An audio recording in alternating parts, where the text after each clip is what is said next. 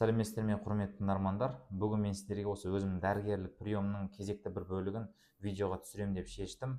Негізінде көп пациенттер бұл өзін видеоға түсіруге келіспейді. Сол себепті тек қана өзімді видеоға түсірем. Яғни осы консультация барысын мен сіздермен бөлісетін боламын осы практикада.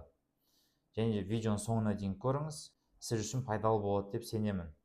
Және де қазір көреміз, қандай диагнозбен, қандай сұрақтармен келеді екен пациент. Сәлеметсіз бе? Саламатсыз ба? Кіруге болма? Кіріңіз.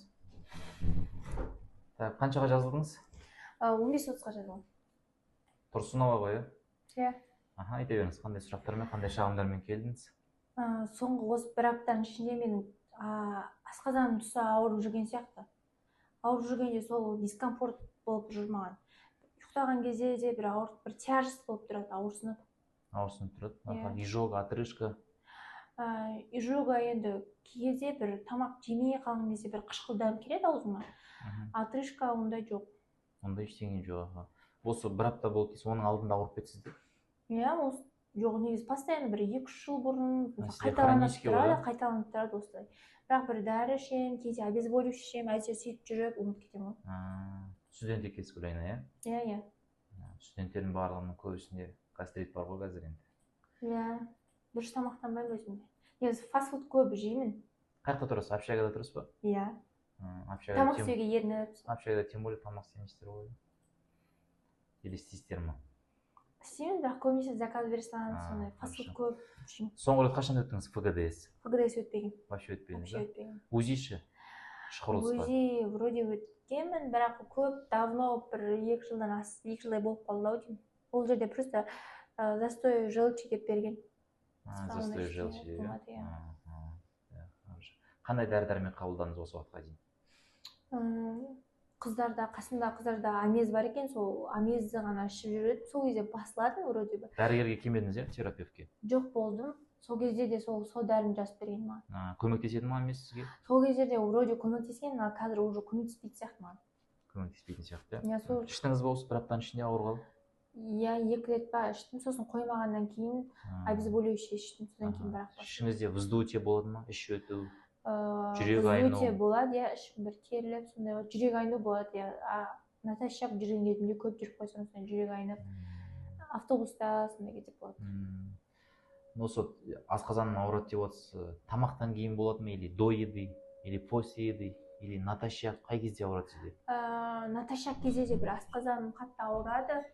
Сосын бір тамақ жегеннен кейін бір 2 сағаттан кейін шығар примерно.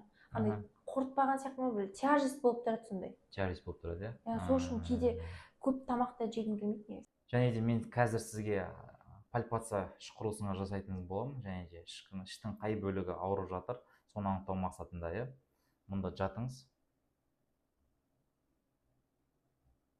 Пациенттің іш құрылысына пальпация жасадық, яғни пальпация дегеніміз саусағымыз, алақанымыз арқылы осы пациенттің іш құрылысын қай бөлігінде ауру сезімі бар, соны анықтау мақсатында жасалынатын бұл медициналық тексерулердің бір түрі болып табылады. Қазір науқастың ішіне пальпация жасаған кезде, ол науқаста осы асқазан тұсында және де 12 елшектің тұсында ауру сезімі бар екені, және де аздап қатайғаны, және де вздутие живота бар екені анықталды. Ал тоқ ішекте, аш ішек бөліктерінде ешқандай ауру сезімі жоқ. Хорошо, Гүлайна, түсінікті барлығы. Так, мен сіздерге енді диагностика жасау мақсатында сізге анализдер және де инструменталь зерттеулер ұсынамын. Соларды обязательно өту керек сізге, иә?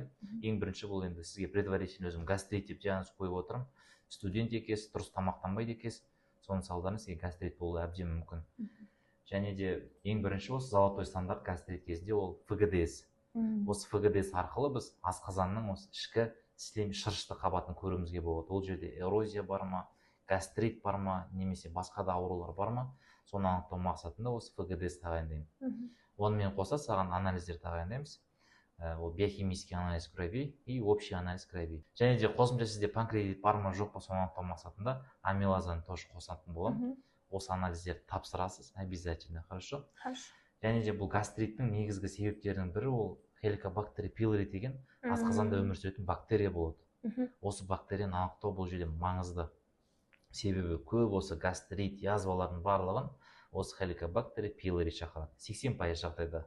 Ал қалған жағдайларда осы өзің дұрыс емес тамақтану, стрессің бар, немесе әртүрлі жаңағындай обезболивающий препараттар ішу, солардың барлығы асқазан ауруына шақырады. Сол себепті осы мен берген қазір назначениелерді орындайсыз. Сол орындап болғаннан кейін қайтадан повторно менің приемыма жазылыңыз. Сол уақытта сізге дәрі тағайындайтын